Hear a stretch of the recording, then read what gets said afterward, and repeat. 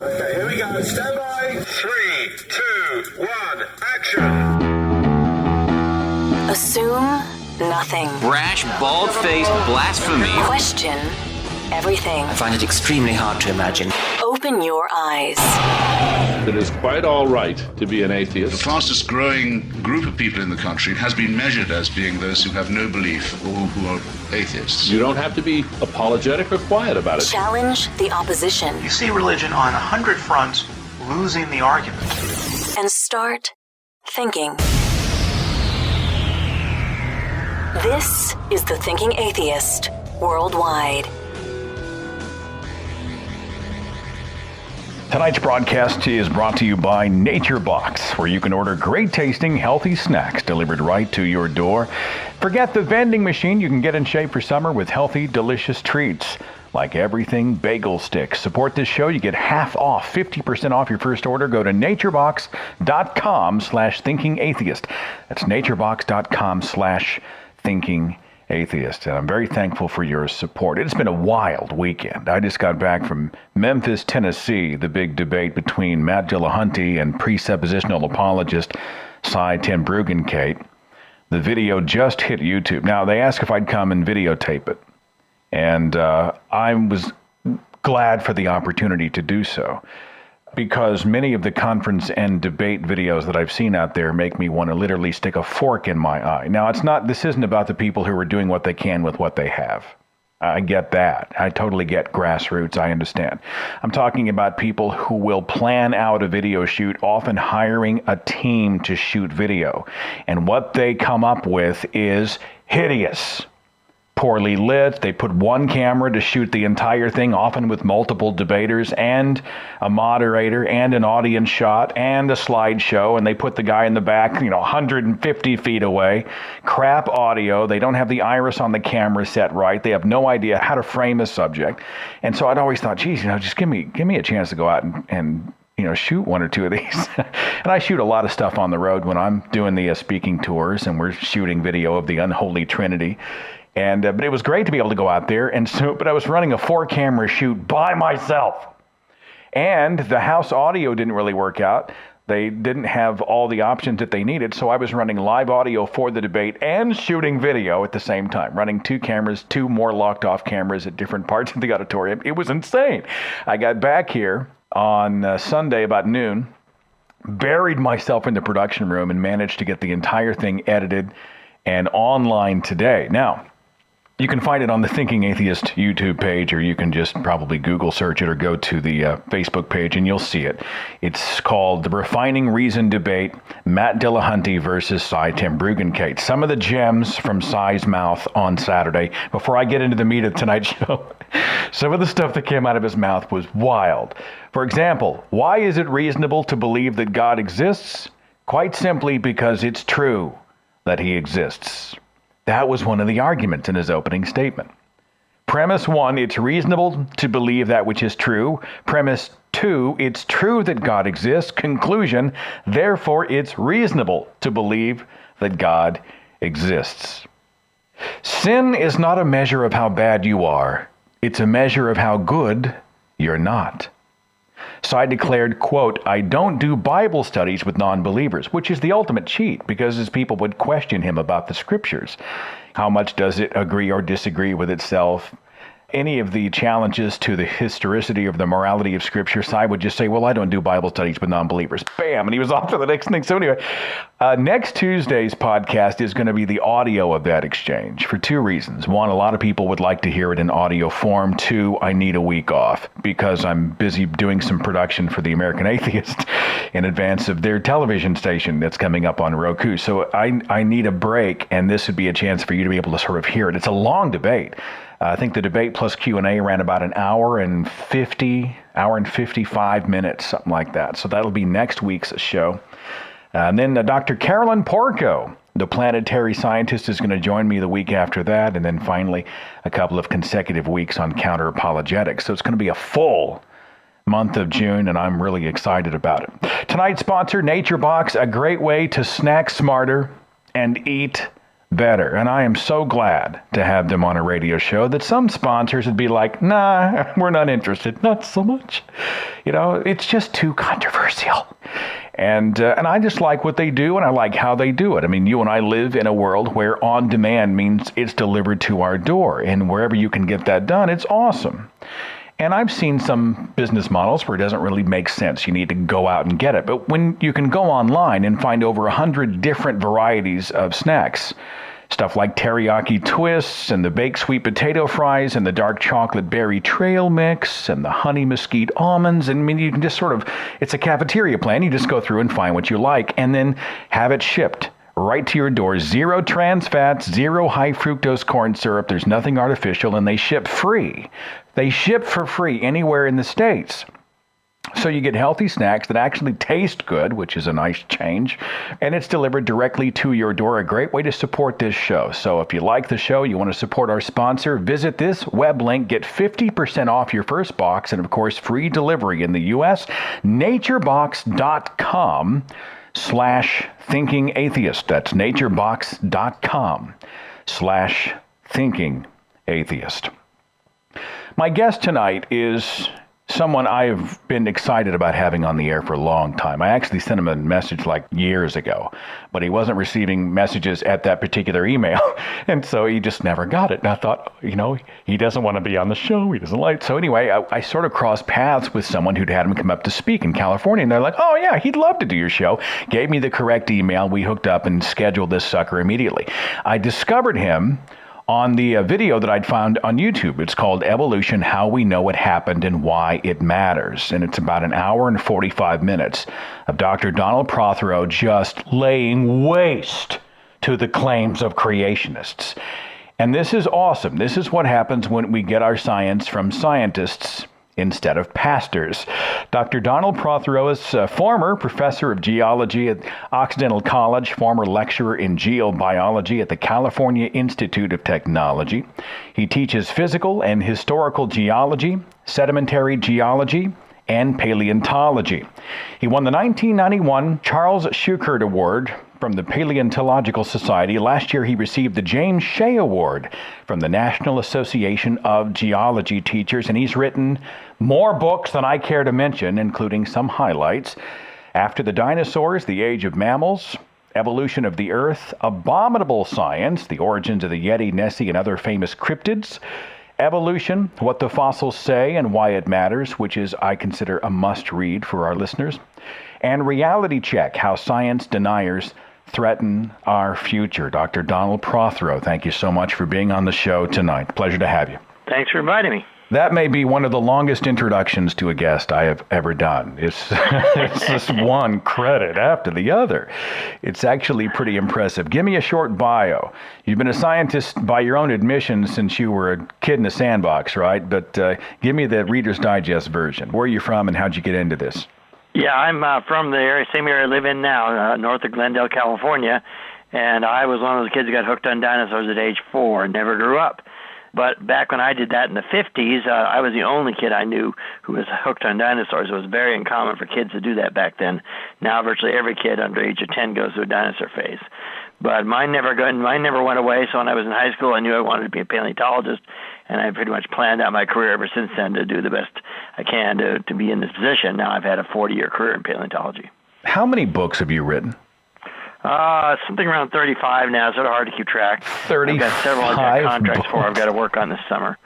So. I mean, is it just that you're that good? Are you that fast, or are you always writing? Well, it varies. I mean, for trade books, I write pretty fast because they're all stuff I know on the top of my head, and it doesn't take very long.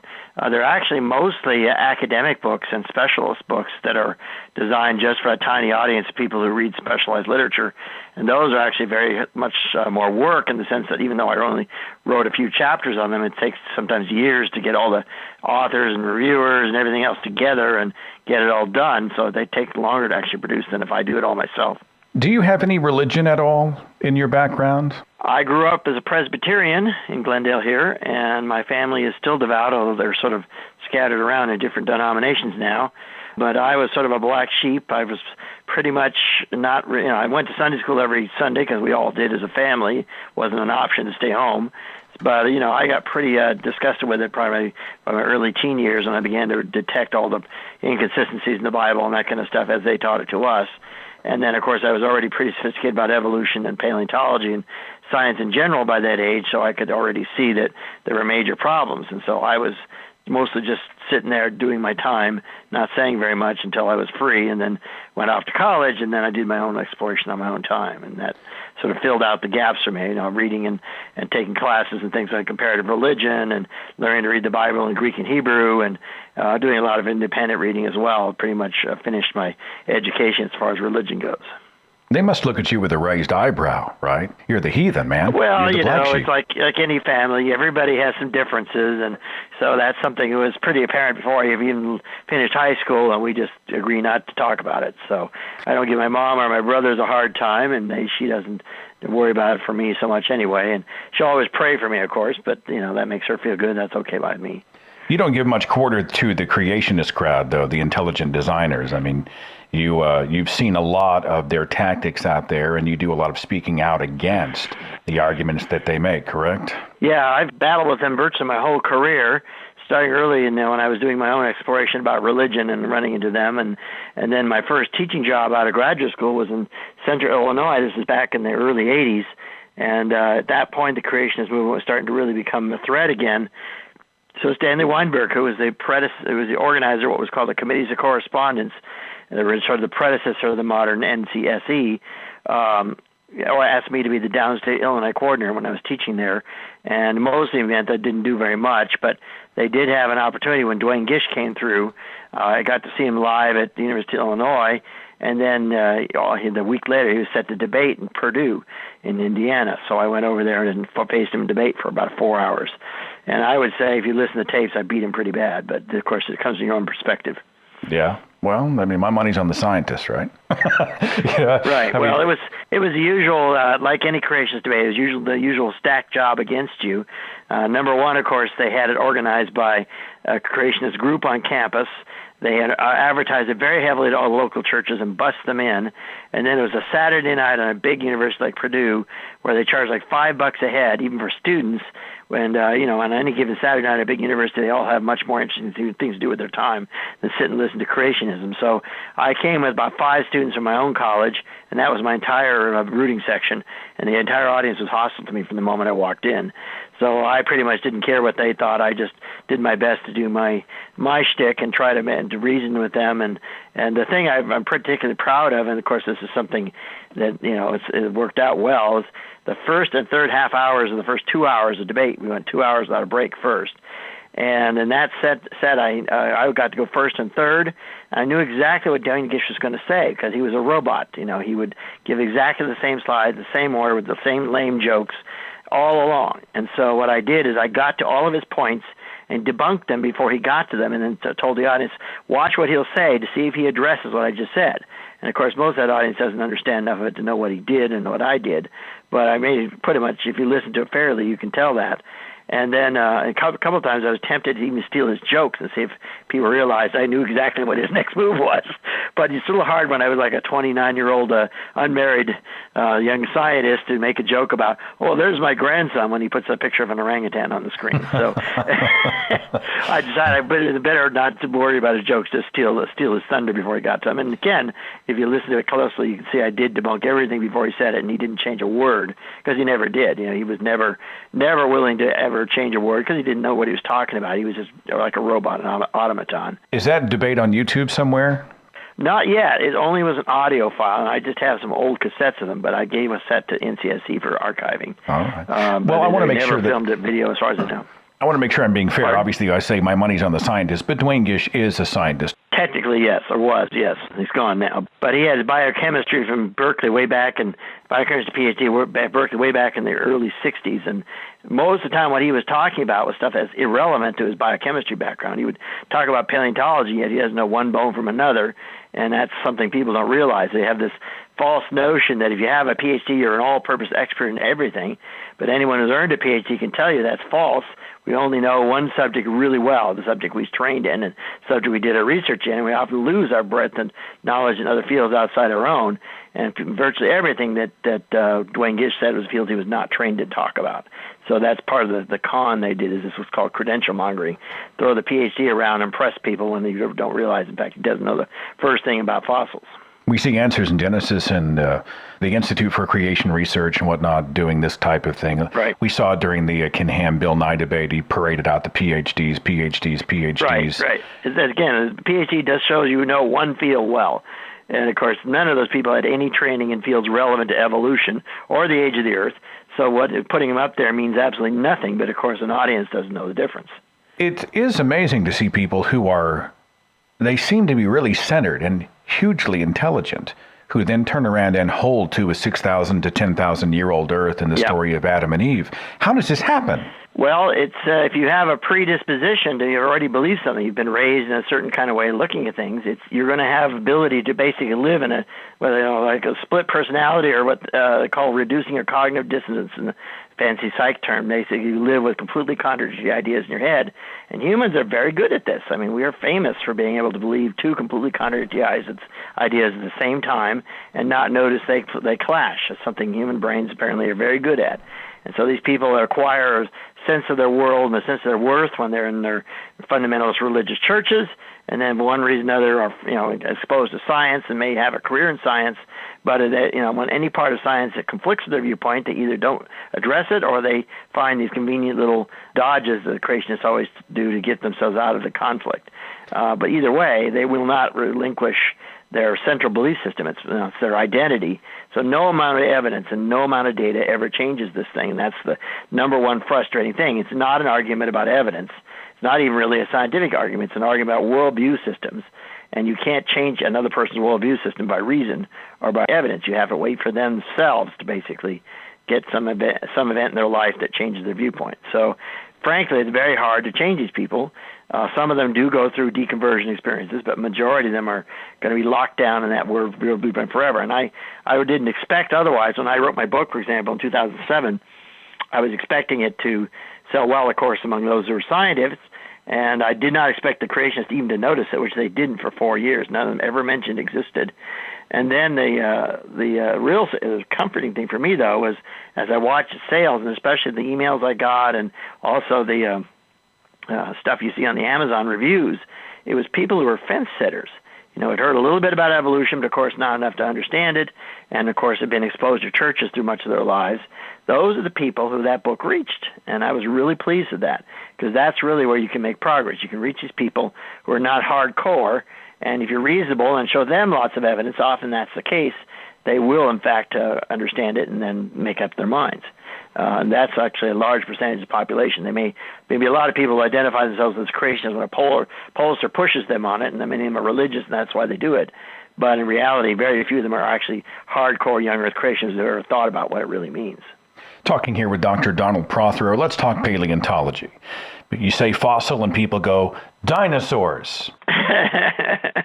Yeah, that is crazy because, yes, there are paleontologists who work on dinosaurs, but they're a tiny subset of all the animals in the world and all the plants, for that matter, that have fossil records. And 99% of paleontologists don't work on dinosaurs. I mean, I've done a little bit of hunting in dinosaur beds and collected a few fossils, but I've never actually worked on them directly. My specialty is fossil mammals, although I've worked on a few other things as well. And I work on things mostly like rhinos and horses and camels and things like that from here in North America. So are they mostly preserved in rock? What qualifies a fossil? Yeah. Is it age? Is it where it's located? It usually means that it's something that has been preserved in the fossil record somehow. Doesn't have to be that old. And in some cases, fossils are like, for example, the frozen mammoths in Siberia. They're just freeze-dried. They're barely transformed at all, but they're still technically a fossil. Most of the fossils I work on, however, are much, much older than Ice Age things. And they've all had their bone turned into various types of mineral and stone, so they're not organic material left or anything like that. And most of the time I work out of museums. The best stuff is already in museums, never been studied, sometimes sitting there for 50 years or more. And so I just use my time mostly to visit museums and figure out what people haven't bothered to figure out for 50 years or more. Do you watch shows about dinosaurs? Do you see films about dinosaurs and shake your head like they got everything wrong? Well, one time I did a lot, and then I got sort of saturated because at one time most documentaries, especially when they used to have a lot of documentaries on TV, were fairly well done because they mixed in a bit of science, a little bit of fun stuff, animation or something like that. But ever since the advent of CG animation is becoming so inexpensive and so easy for lots of places to do it, it's been really pretty much everything is just CG this and CG that. There's no science left. And most of it's highly speculative. We don't know the colors of most dinosaurs. We don't know how they moved. We only know how a few of them actually sounded. But 90% of what a CG dinosaur does on the screen is all guesswork. And so there's not much of any real science behind it anymore, which is why I don't waste my time to look, because I can tell it's just entertainment now. Had an email from Christopher, and he said, how accurately can you date a fossil, and how old are some of the oldest fossils? Could you speak to that for us? Sure. Depends on what age of fossil you're looking for, but something that's fairly young, like, say, the fossil mammals from La Brea tar pits, which I've worked on, they're not far from where I live.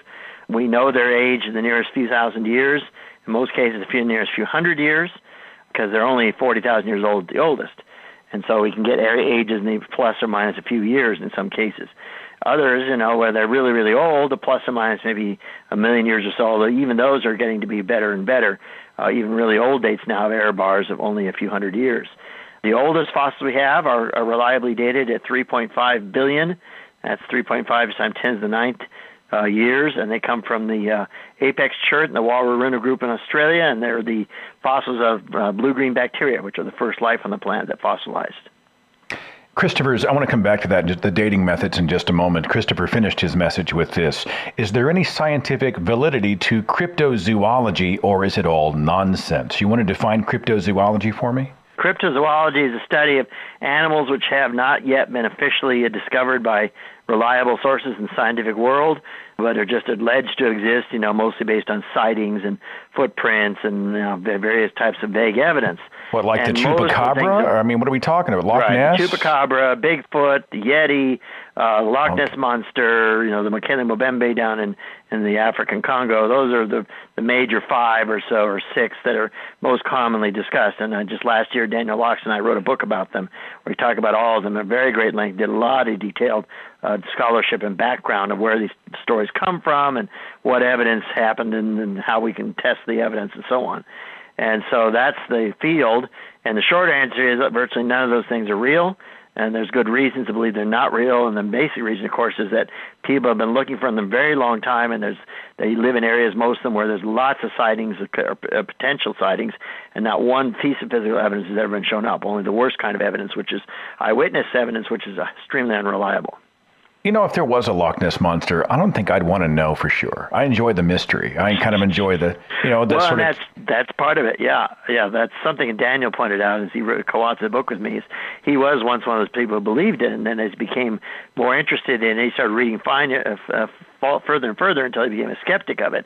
But he says he was one who loved the monsters, and that is, in a short answer, that's why these things never seem to die. We're probably the only culture in human history in this last, say 30, 40 years that didn't believe in monsters, if you think about it. Every culture in most other parts of the world now, and certainly in most parts of the world in the past, always had mysterious and strange monsters that sort of informed their myths, and in some cases, it served as part of their cultural meaning. And we're the only culture that's westernized and skeptical enough that monsters are now no longer taken seriously. And so we're fighting a very strong, deep psychological need to have mystery of monsters in our life when we do this, and that's why it's a popular topic, even though the evidence is no better now than it ever was. In fact, it's getting less evidence all the time, because the more we look, the less we find, especially now that everybody has a camera in their pocket everywhere they go. I just worry that it would become, Six Flags Over Scotland, right? If they proved it was happening, then all of a sudden, it just become this mad circus, and they just ruin the magic of it. And that's sort of a misconception that science is killing the mystery. Science wants to kill the wonder. But the truth is that the more science discovers, the more it determines we have to learn. Would that be an accurate way to state it? Yeah, that's right. And science has its own kind of wonder. With the things we learn about the world make us see things we never see with our naked eye. and then we can explore them and think about them in new ways, and we can be just as amazed by it and just as wondering about it as if we had these myths that informed our thinking.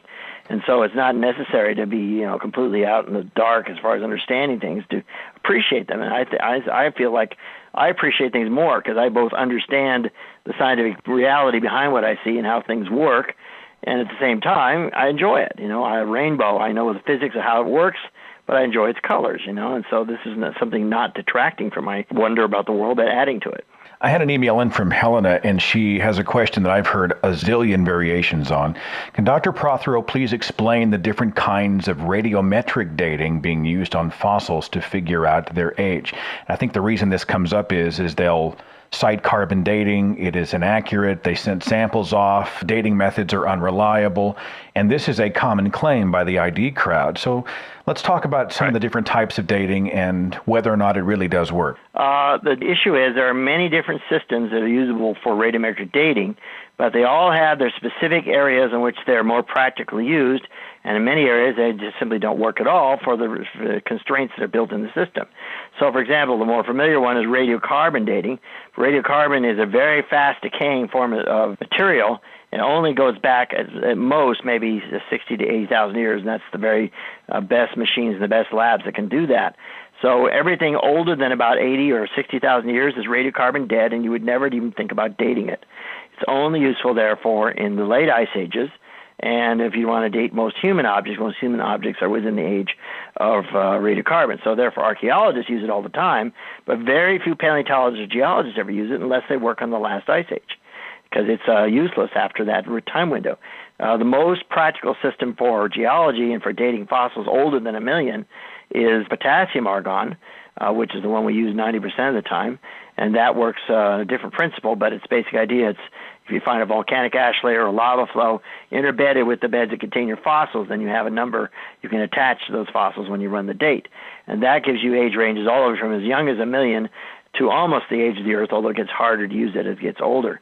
And then there are 2 or 3 systems used only for the oldest rocks on Earth and also for moon rocks and meteorites, including uranium, lead. There's 2 versions of that, rubidium, strontium, and a bunch of others. So the point is you have to understand how the systems work and only use the one that's appropriate to the age range that your sample is likely to be. And you would never mix the 2 up. In fact, they barely overlap in their age range. That's why, for example, in Ken Ham and the debate with Bill Nye back in February, put that phony example from the old creationist literature about the volcanic layer, which was 45 million, enclosing a piece of wood that was only 40,000. Well, 40,000 means it's radiocarbon dead. No one in the right mind should have even bothered to date it. It has no meaning whatsoever. But this is a common way creationists confuse people. And my good friend Brent Dalrymple, who's one of the experts on potassium argon dating, one of the pioneers, puts it this way. If you look at a series of rocks, for example, which have multiple different chemical systems in, say, both uranium, leads, and the rubidium, strontium, potassium argon, 4 different systems, and you date each one of those independently, they will all agree on the same date. And you can never have that by accident. And it's the way that people do this is that the creationists want to basically throw out the entire idea of an old Earth. So they say, oh, well, here's one that doesn't work. Well, that's 1% of the entire number of dates that have ever been done. And, the people who work in geochronology are very good at excluding things they have good reason not to trust. And the analogy Brent Dalrymple gives, say you walk into a clock store, and nearly all the clocks agree on the same time except for 2 or 3, which are for some reason running fast or slow. And the creationists say, therefore, no clock can be trusted. And a geologist or a scientist say, no, we know which clocks are not working. We know which clocks are, and those are the ones we trust. Have they made a conscious decision, in your opinion, not to call it creationism anymore? They call it ID, intelligent design. They don't really use creationism as the brand, do they? Oh, yeah, they do. They split, right? ID was a version of creationism that emerged right about the late 90s, right after the last Supreme Court decision. In fact, it was a deliberate attempt to get around the last Supreme Court decision, which, again, found that there was a religious root behind what they're doing, and therefore what they're doing is unconstitutional. And so ID was born out of this need to completely hide their religious motivations. And it had its run during the 90s, and then it was pretty much killed altogether in 2005 with the Dover decision, which pretty much no court has since even or no school district since even touched ID creationism. What the creationists do now is they hide their religious motivation even more by doing things like going to school districts and having them, look at strengths and weaknesses of evolution and climate change, but not strengths and weaknesses of any other kind of science. They don't argue about gravity, whether the Earth is the center of the solar system or not. They just argue about evolution and climate change, the two right-wing bêtoises.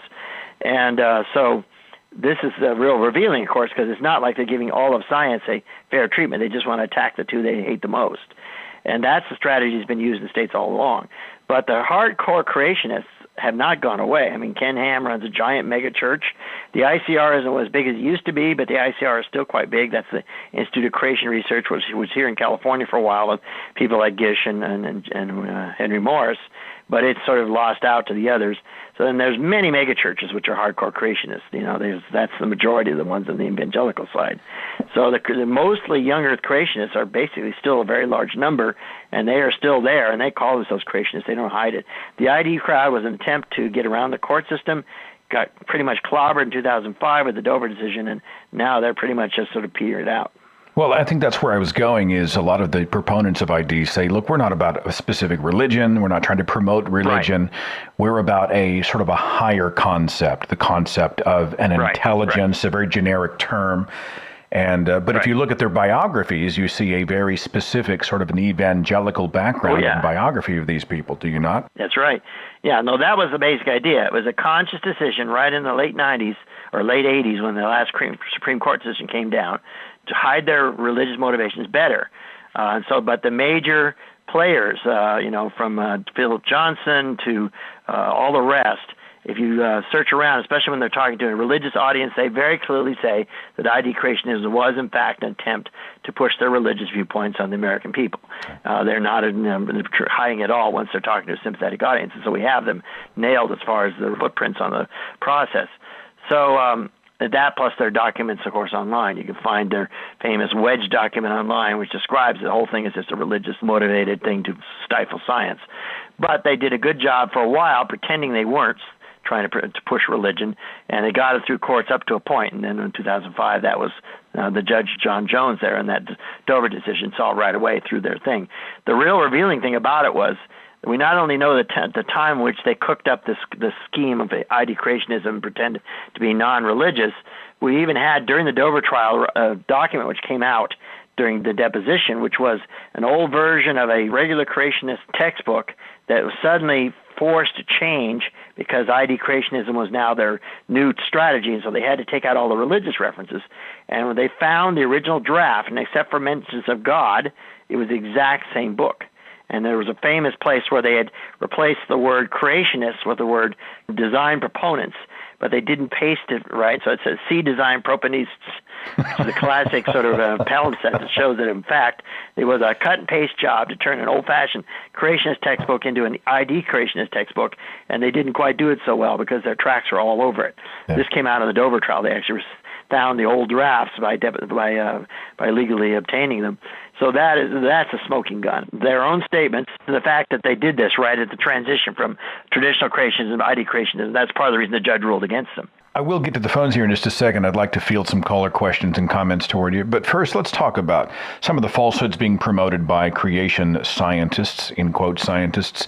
Some of the falsehoods that are, we see in private schools all around this country and in places around the world being taught as fact to young children. What are some of the most false, the most dishonest things being taught as science in your field out there, sir? Well, there's a lot of them, and that's the irony. The list of them is all, you can go to a place like talkorigins.org online.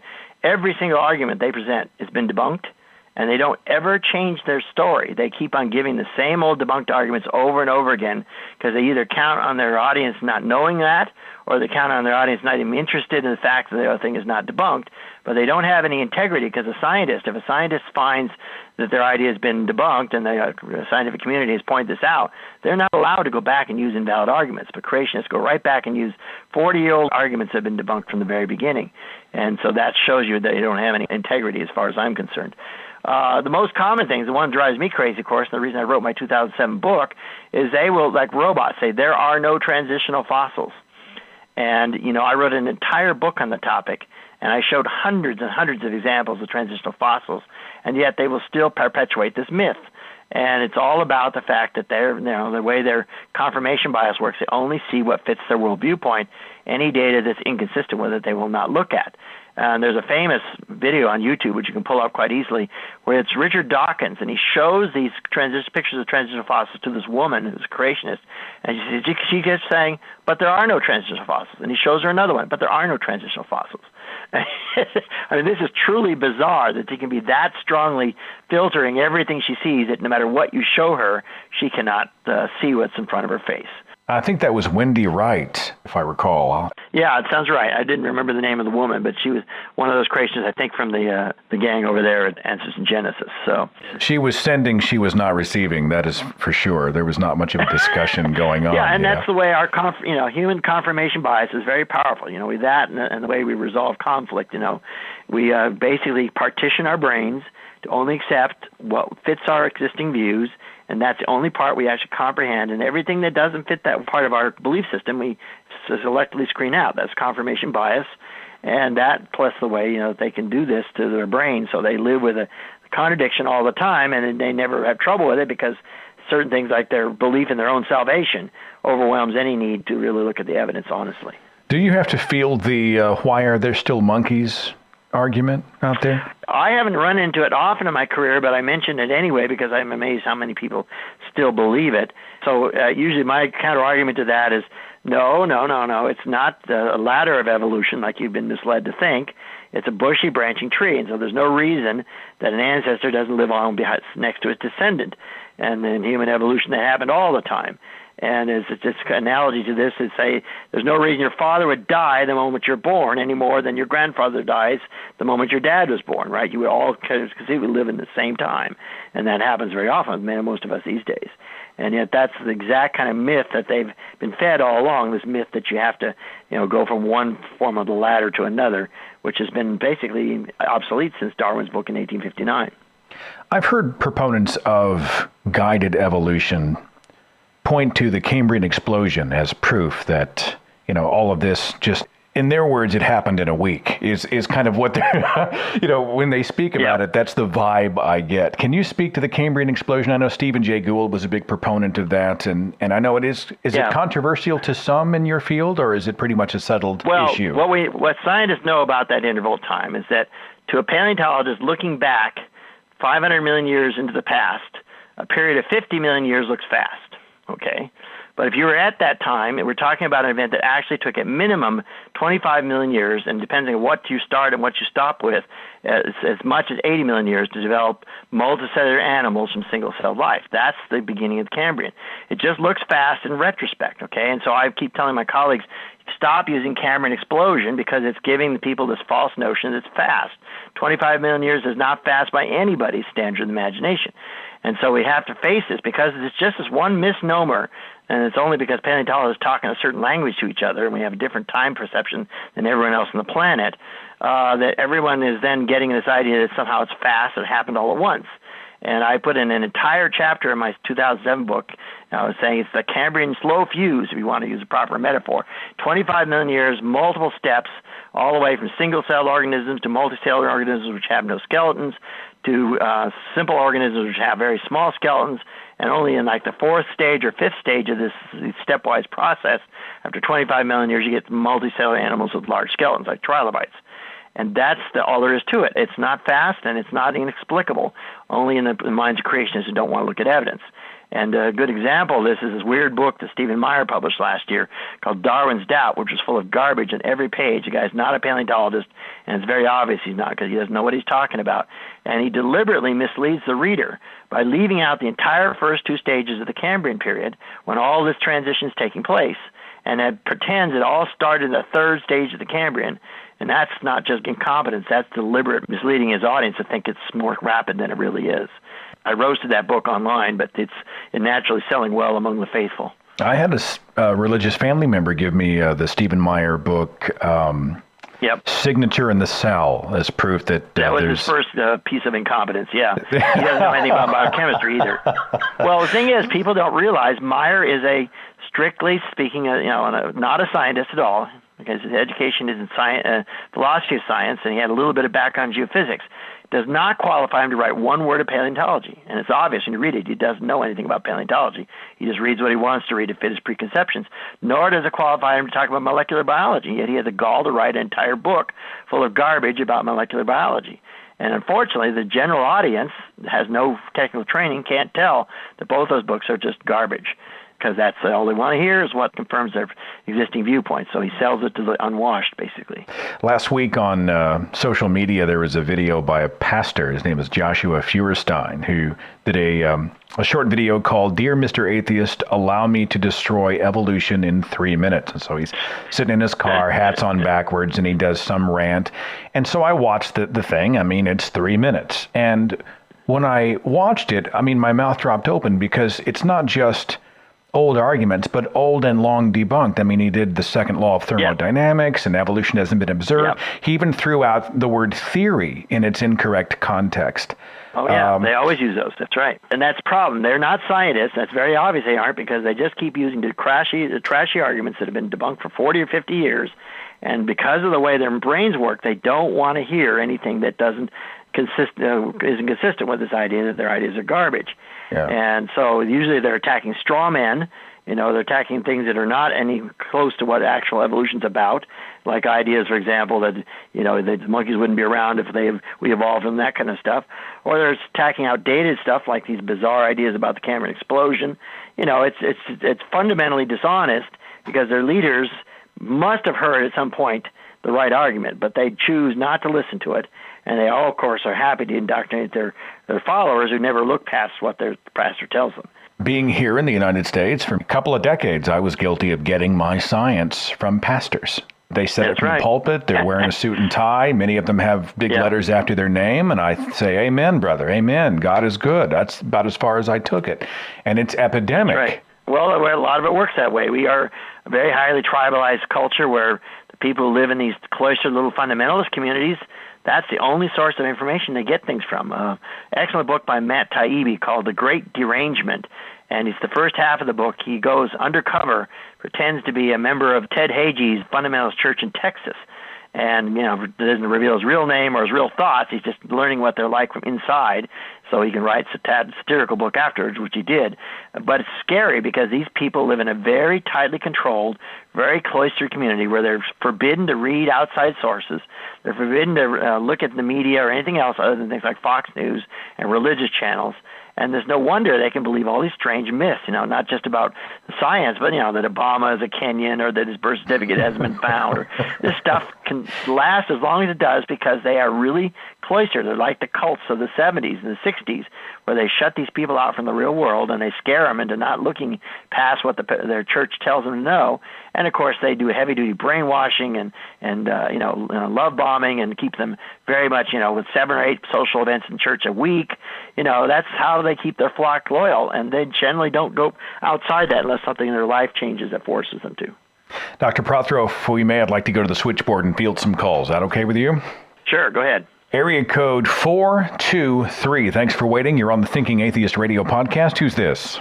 Hello, Seth. This is Paleo Clipper. I actually work at a fossil site that focuses on Miocene animals, and we get a lot of questions. Well, how does this relate to the flood? But, yeah. Sorry, yeah. I can't resist laughing. I know what the problem is. No, it's okay. I kind of give them a blank look myself. But my question is, which is your favorite, Eohippus or Myohippus? You mean as in which name is valid, or which animal is more important, or what? Which one's your, like, if you look at them, like, I want to study this one over that one. Just curious. Well, I actually published on Myohippus. Hang on. Hold on. Sorry. Before you two geek out on some of this stuff, I need some definitions for us lay people in the audience of what you're speaking of, okay? Okay, we're talking about early horses in North America. Eohippus is an old name for the earliest horses in North America, which date back 50 to 54 million years ago. And although Eohippus is no longer the proper name for them anymore. But Myohippus is a horse that I've actually worked on, which comes from places like the Big Badlands, South Dakota. They're as young as 32 to about 28 million years old. And in 1989, I worked on a revision of all American Mesohippus and Myohippus. And you might have seen Neil Shubin on TV a few weeks ago. Neil was an undergraduate at Columbia when I was there. He and I worked on the project together and published it together. It was his first research project he ever did. So that's my favorite, Meso and Myohippus, because I've actually published on them. All right, a little mini classroom going on here on the air. Thanks for calling the show. Greatly appreciated.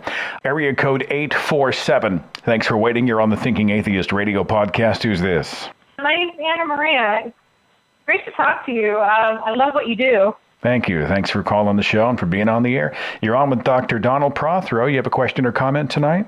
I just wanted to ask, why do you think that in the United States it's so different than other Western countries in terms of how highly evolution is believed, and what do you think can be done about it? Yeah, what's the statistic of people who hold to creation? Is it like 40-something% of citizens of the United States hold to either a young Earth or some form of creationism, as I understand it? Right. The number is actually not as high as you think. That's the Gallup poll number, which is actually pretty unreliable because the way the question is written is loaded to give young Earth creationists an advantage. I blogged about this on skepticblog.org about 2 weeks ago. And it's actually closer to about 10 or 15% of people actually believe the Earth is only 6,000 years old. And so basically the question is multi-part, so you get an abnormally high number of people identify themselves as young Earth creationists when you read the Gallup version, but it's not nearly as bad as you think it is. And in answer to that, it largely has to do with America's history, of course. We were a nation of both religious dissenters. You know, all of our founders came across the oceans mostly to escape former religious governments in Europe, and then they became strong in their own right. And then we, in turn, sort of fostered this community where we have more religions probably than any other part of the world, except maybe India.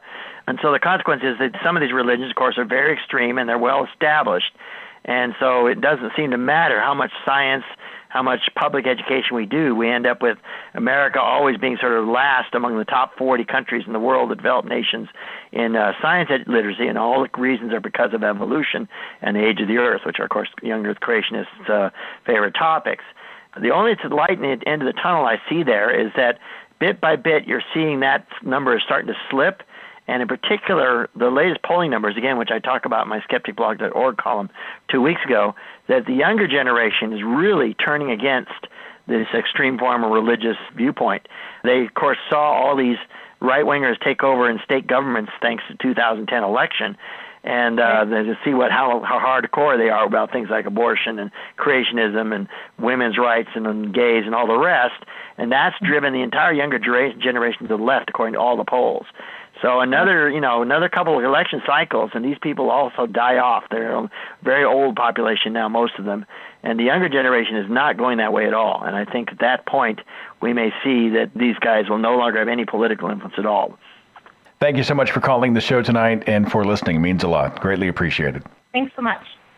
Dr. Prothero, you took some creationists to the Grand Canyon, and there's a video of this, I think, on YouTube, or I'm not even sure where I saw it. Right. Seems like a year or two ago. And can you kind of tell me that story? First of all, how in the world did you end up with a van full of creationists and at the Grand Canyon? What happened? I was sort of a invited participant. The show is actually one of these reality TV shows where they watch people nag at each other and bite at each other and snarl, and then they put in a theme, of course, across the top, but it's mostly to watch people behave badly on TV.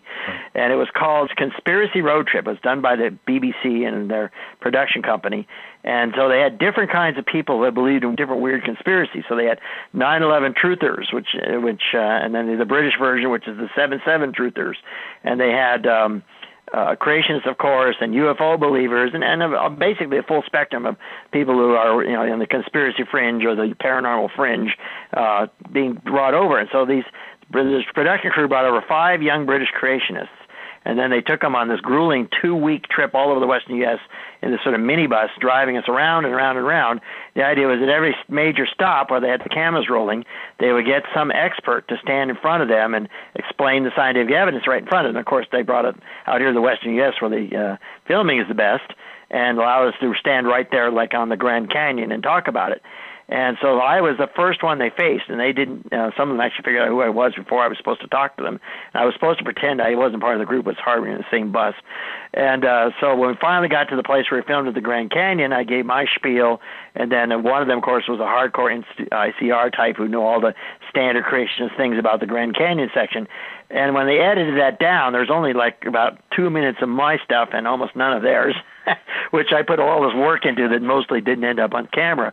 But then the stroke of genius they had was then to take us to one more stop. You could see that they were all sort of locked into one viewpoint, and you weren't going to win on a standard stop like overlooking the Grand Canyon. But the producer thought, let's take them to Horseshoe Bend, which is one of these places where the Colorado River, just before it enters the Grand Canyon, does a big loop. And that kind of thing only happens to rivers that are close to the ocean. The rivers like the Mississippi, as it approaches sea level, they have giant meandering loops. And yet you see it in the Colorado Plateau in many places where it's carved deep canyons several thousand feet thick. And so they explain these canyons by claiming this is the floodwater draining off after it deposited the entire Grand Canyon sequence.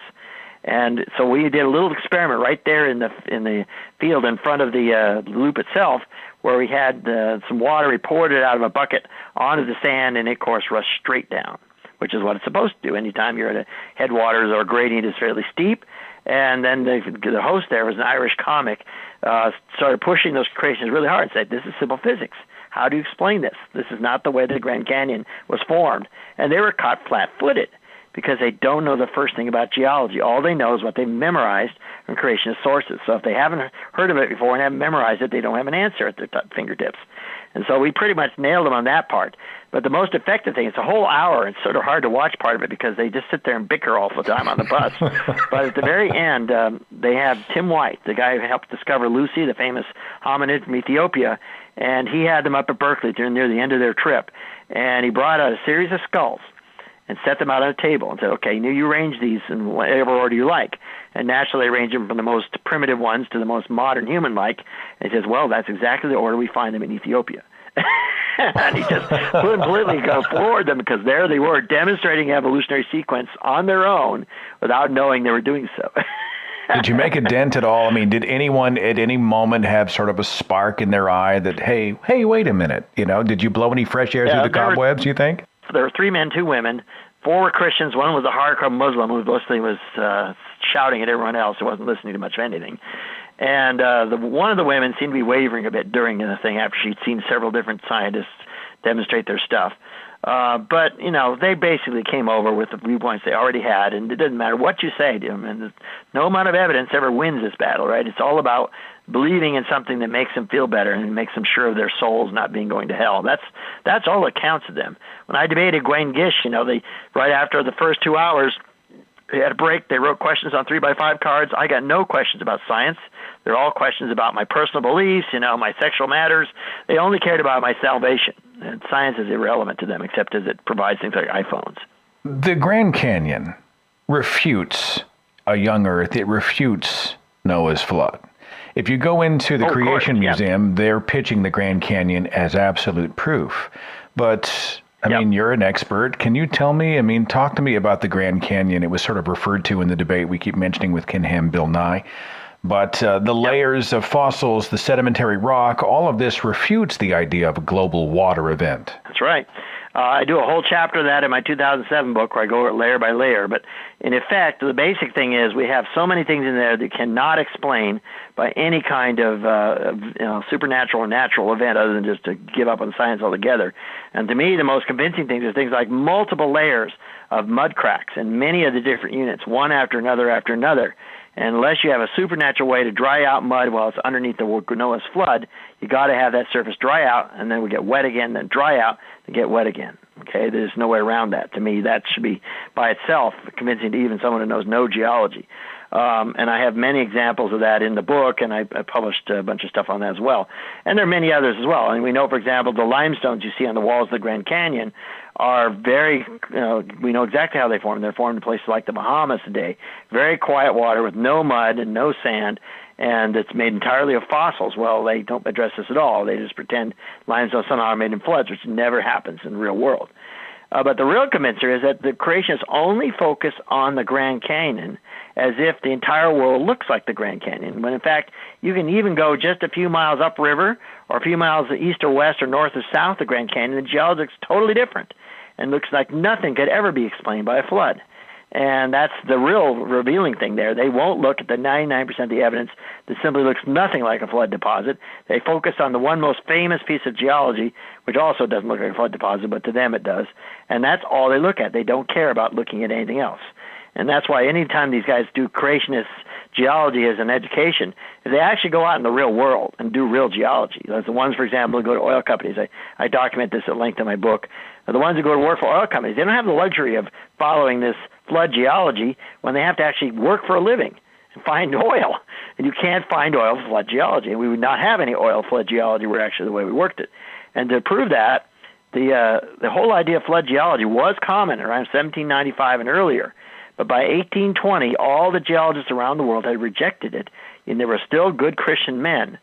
And they rejected it because it doesn't fit the rock record, not because they were not Christian or anything like that. So these young earth creationists are basically trying to reinvent the wheel. They're going to try to redo something that basically real geologists who were Christians threw out over 150 years ago.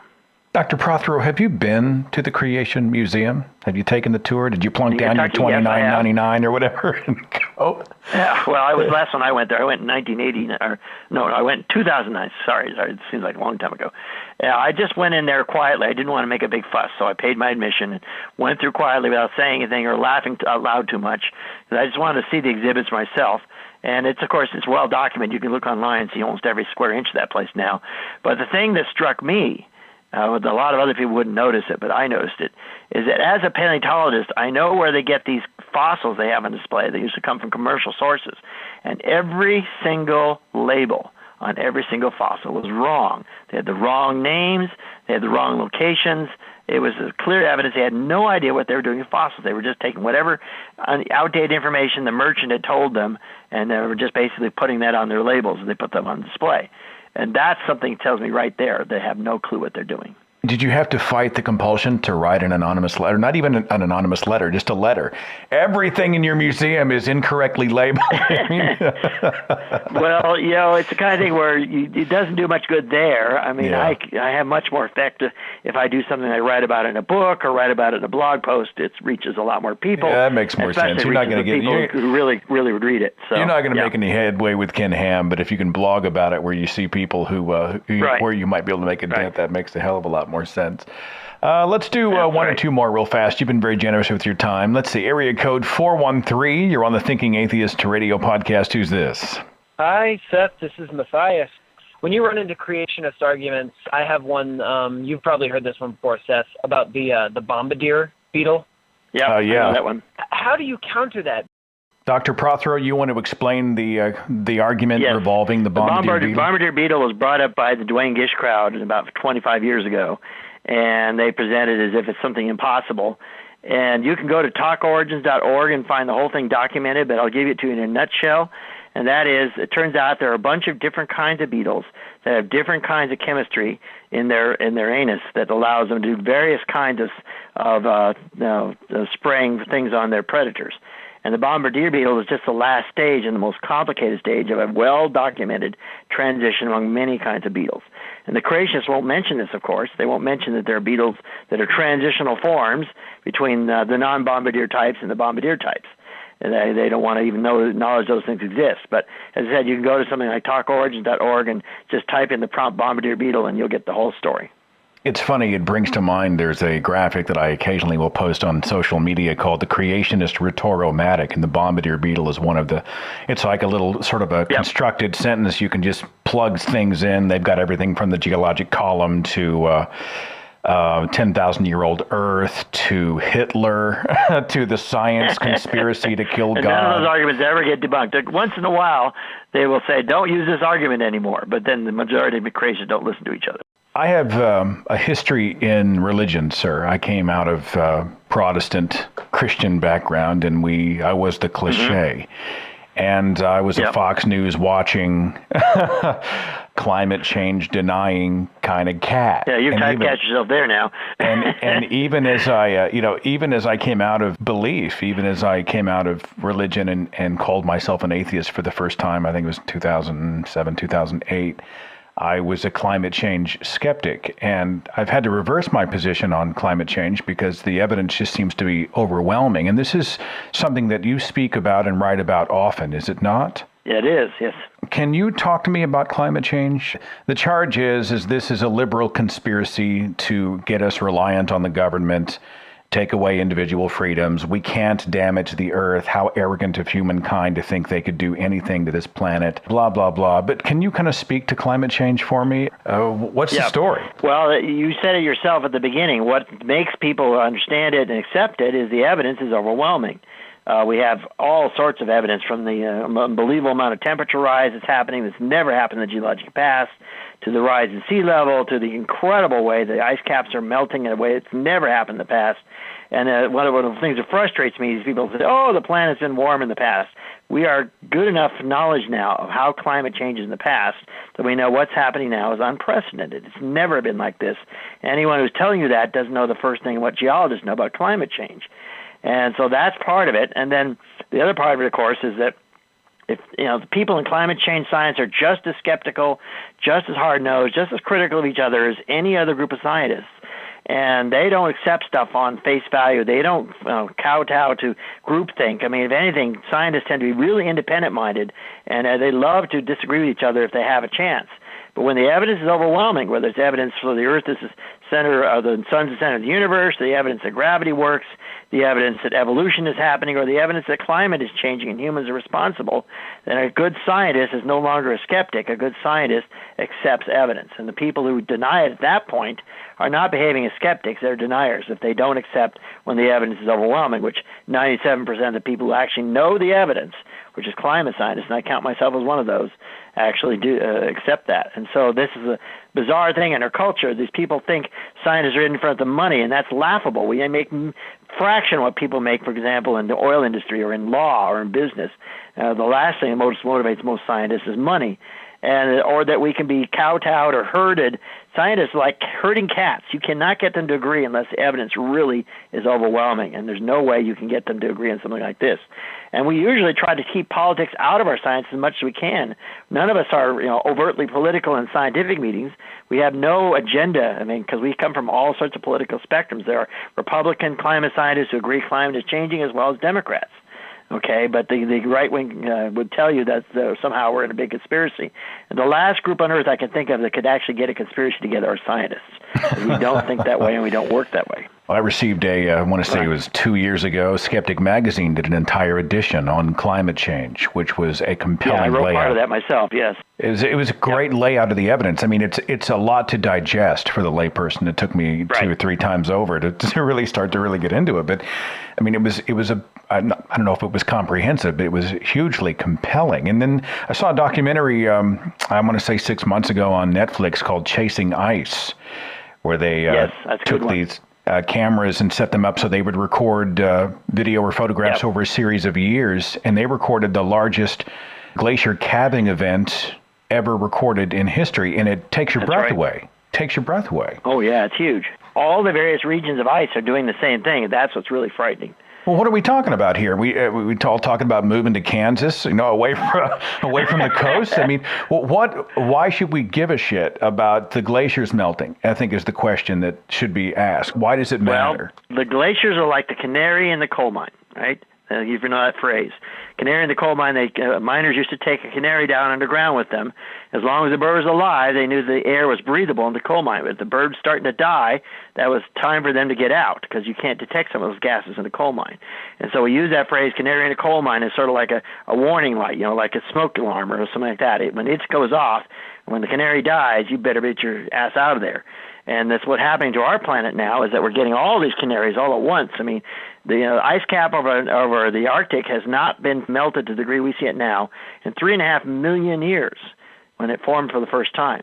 And yet my graduate advisor, Malcolm McKenna, was the first human to fly over the North Pole in the summer and see it in open water. In fact, his picture of it from his airplane was on the New York Times when he got back. That's stuff that simply hasn't happened in millions of years. And what's really scary is the poles that are going to be changing first, because that's where the warming effect is the most extreme, is at the poles. And when they change, it does all sorts of stuff, not just making sea level rise, but look at Hurricane Sandy, for example. Hurricane Sandy was not actually that big a hurricane by standards, like only a 3 on the scale. But what it was is it hit during a high tide when sea level has risen, and you got these huge storm surges where water washed on the land miles inland of what's normal. And that will be more and more common. Even before you actually see the sea level drowned cities, you'll get giant storm surges that will wash them even sooner than that. That's the kind of thing you have to fear if you live in a coastal region near sea level. And then the other effects are surprising. For example, all this surprisingly late and cold winter that we got in the Northeast just this last year. Well, they've shown now what is going on. That has changed the polar vortex. And the reason for it is now the Arctic is open in the summer. It's all open water, not ice.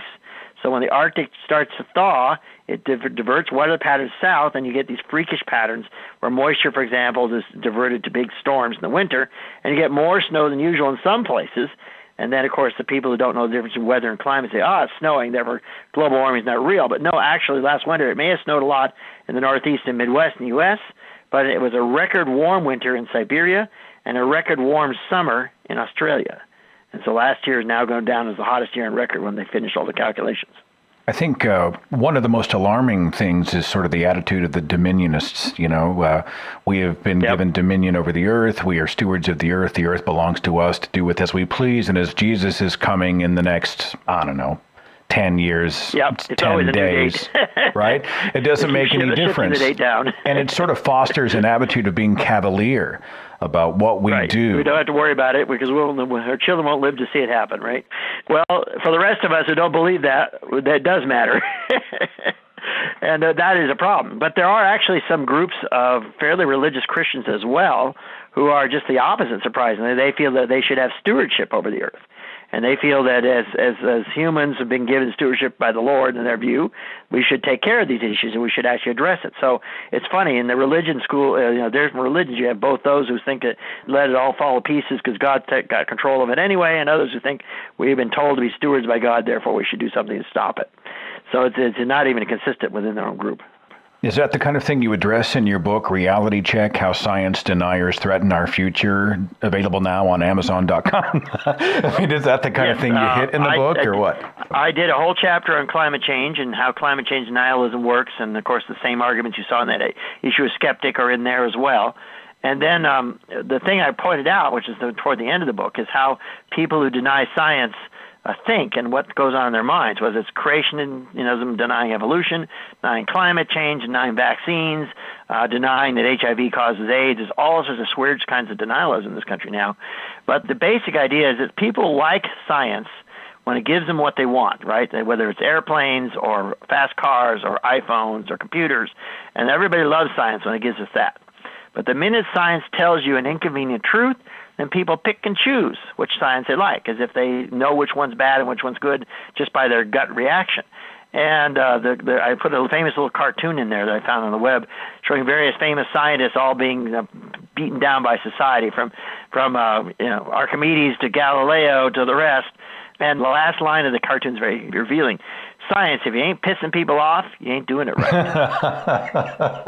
And that's true. I mean, basically the answer is scientists are not by nature killjoys, right? We don't want to bring you bad news. We don't have any macabre interest in being the people who destroy their dreams. If anything, we'd love to give you the good news every opportunity we can, and sometimes we do that. But if we bring you bad news, whether it's climate is changing or whatever, and it's something that's very much against our interest to do this, right? People don't like us. We get, problems with the society. We get, oftentimes the grant funding agencies don't want to hear this. If we tell you something is happening and it's not a piece of news you want to hear, it's almost certainly true. That's probably the best way to judge it. Nobody wants to be a killjoy. So if we have to tell you the bad news, it's because we know it's true. The vast majority of us are not expert geologists or paleontologists, but we're interested. And I know you mentioned Talk Origins, but are there other sites? Is it your own site? If we wanted to sort of get a primer on discovering some of what's relevant in the debate with creationists, and just learning about science, what would you recommend, sir? Yeah, talkorigins.org it's sort of like an encyclopedia. In fact, it's actually been brought out as a paper book too as well. But that's something where it's searchable. You just give it a string and it'll go immediately to the debunking of any argument that creationists have ever drawn up. It's basically because they never have new stories. It's always the same argument. You have all the answers already at your fingertips. I blog every week on skepticblog.org. And I have, over the last 3.5 years of blogging now, I've covered a lot of topics in climate change and science and society, even an evolution of creationism, lots of stuff. And so it's the kind of thing where if there's something that's recently going on, you can often just do a search of my blogs or any other blog on skepticblog.org, and you might find something that talks to that particular topic. Usually I try to blog on something that just happened or has happened recently and reflect on what it means and clarify it. I'm sure there are other sites as well. The Berkeley, UCMP, Berkeley Evolution site is excellent. So UC Berkeley runs a site all about evolution, which is a nice, straightforward, fairly simple description of what evolution is and how it works, and very clear. If you want to start at the basics and not worry about writing a book on the whole thing, just go to the Berkeley site. You can get all the basics right there. Those are the ones that come to the top of my head, but there are quite a few sites out there. But again, we all know, let the buyer beware when it comes to internet, because there's a lot of garbage out there, too. Well, I'm going to link in the description box of this video the Skeptic Blog website. And, of course, I've got to link to the video speech that you did back in 2009, Evolution, How We Know It Happened, because I forwarded it to about 5,000 people over the last few years. It's just so much. Actually, the book it came out just before the book. And we actually led to the book, and then I did a follow-up one as well, which was after the book was published. So I actually did 2 different Skeptic Talks. So they're all available on DVD for Skeptic Society, too, if you want to watch them. That's awesome. That's awesome. Dr. Donald Prothero, it's been a privilege to have you on the air. You are such a great educator, and thank you so much for sort of chewing into part of your busy schedule to be a part of tonight's broadcast, sir. Thank you so much. Oh, no problem. Thanks so much for inviting me. Tonight's broadcast has been brought to you by Nature Box, where you can order great-tasting, healthy snacks at 50% off. Forget the vending machine. Get in shape for summer with healthy, delicious treats like barbecue, kettle, kernels, and a whole lot more. You get 50% off your first order. Support this show and go to naturebox.com/thinkingatheist. That's naturebox.com/thinkingatheist. Next Tuesday night is the debate between Matt Dillahunty and Cy ten Bruggencate. So join us Tuesday night next week on the Thinking Atheist radio podcast. Follow The Thinking Atheist on Facebook and Twitter. Watch dozens of original videos on the Thinking Atheist YouTube channel. And visit our website for resources, links, contact information, the editor's blog, and more. thethinkingatheist.com.